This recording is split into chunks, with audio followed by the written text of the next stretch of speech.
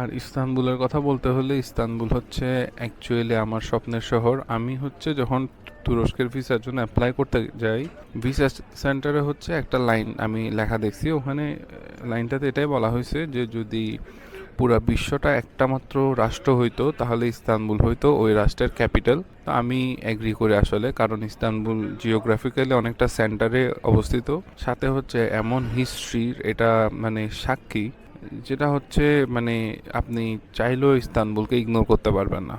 তো এসব পার্সপেক্টিভ থেকে আমি মনে করি যে হ্যাঁ, Istanbul is a good city. অনেকে যখন আমাকে আমি যখন সবাইকে বলছি যে আমি ইস্তানবুলে যাব পড়াশোনা করার জন্য, তো যারা হচ্ছে শুধুমাত্র টাকা পয়সার দিকটা চিন্তা করছে ওরা বলছে ইউরোপ আমেরিকা যেতে পারতা, ভালো দেশে যেতে পারতা। বাট যারা হচ্ছে ওভারঅল চিন্তা করছে, বা ওভারঅল চিন্তা করছে কিনা জানি না, বাট অনেকেই বলছে যে ইস্তানবুল হচ্ছে ড্রিম সিটি বা লোভনীয় একটা সিটি, বিশেষ করে খাবার আর হচ্ছে দর্শনীয় স্থান এসব কিছু বা হিস্ট্রির পার্সপেক্টিভ থেকে চিন্তা করলে অনেক একটা ইন্টারেস্টিং একটা সিটি আর কি। তো আমারও ওই জিনিসটা অনেক ইম্পর্টেন্ট ছিল।